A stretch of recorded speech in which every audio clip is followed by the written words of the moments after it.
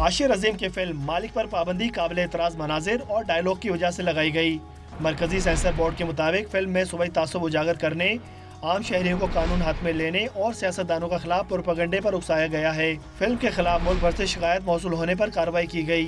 Sensor board के मुताबिक film चलाने की सूरत में सिनेमा घरों को जलाने और गिराने का खतरा था।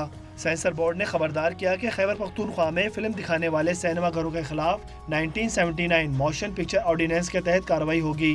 इधर सिंध सेंसर बोर्ड ने फिल्म पर पाबंदी से लाताल्लुकी का ऐलान कर दिया।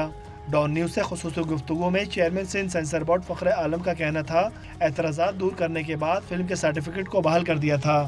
जो सीएम का लफ्ज नहीं म्यूट किया था, आशर साहब ने वो लफ्ज फौरी तौर पे म्यूट किया और हमें इन्फॉर्म किया, और उसके 3 घंटे या 4 घंटे के बाद जब उन्होंने हमें बता दिया कि ये हमने जी करेक्शन कर ली है अपनी, जो आपने हमें ताकीद की थी, हम कंप्लाई कर रहे हैं आपकी सेंसरशिप के साथ, हमने उनके सस्पेंशन वाले नोटिफिकेशन को वापस कर दिया था और सर्टिफिकेट को बहाल कर दिया था।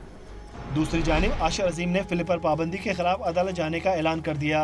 मालिक फिल्म पर पाबंदी को लाहौर हाई कोर्ट में शहरी ने चैलेंज भी कर दिया। दरख्वास्त गुजार ने मौक़िफ़ इख्तियार किया कि करप्शन के खिलाफ फिल्म साबिक आमूज है, इस पर नुमाइश की पाबंदी गैर कानूनी है।